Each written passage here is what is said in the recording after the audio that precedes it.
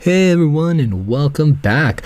We are going to be talking about this little section over here. We have some little shapes, actually I would say large shapes, but they do derive from our actual originals here. So I'm going to show you how to make these cool shapes on this side.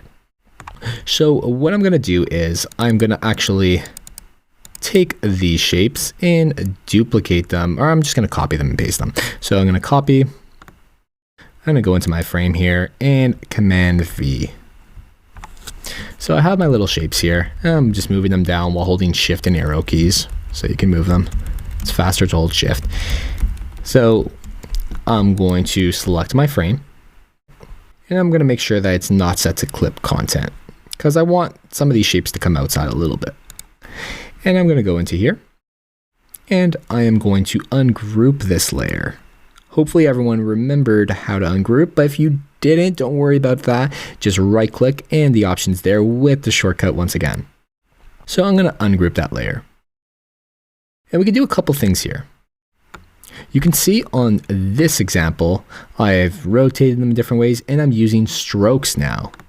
Let's get into how to use strokes and create these dotted lines. So I am all over the place with this. Okay, so we have our square. I'm going to make this a little bit larger and I'm going to make it over this guy's head. And what I'm going to do is I am actually just going to create that stroke right away, select the color, and there we go. We have a stroke and I'm going to remove the fill. So the stroke's kind of hard to see. That's fine. I'm going to select 4 pixels as the stroke width. And from here, we can go into our advanced stroke settings. If you wanted, you can have, one stroke at the top or the right, or you can set it to custom, but we're not going to get into that just yet. We're going to go into our advanced stroke settings and we are going to set the style to dash. And there we go. We can specify the amount that we want. Do we want more space between the dash? Do we want less space? I'm going to say we want more space to start.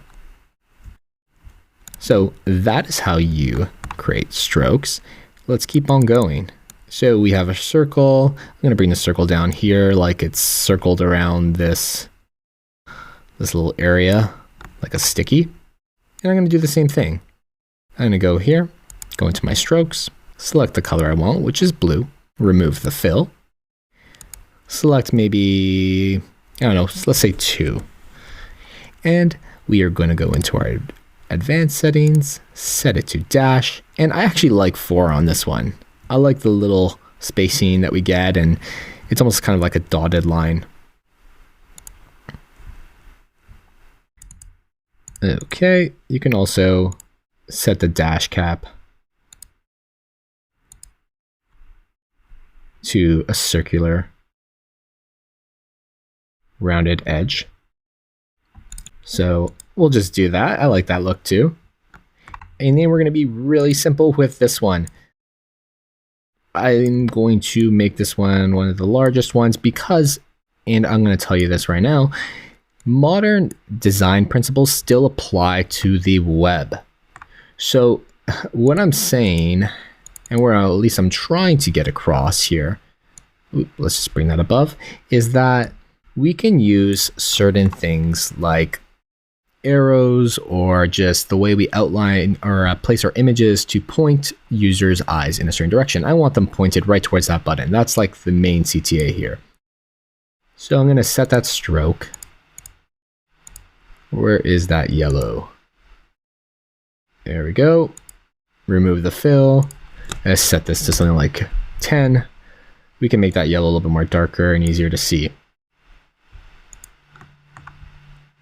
And there we go. We have some pretty cool shapes over here now.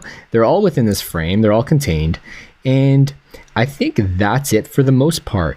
This is how you use images and shapes within Figma.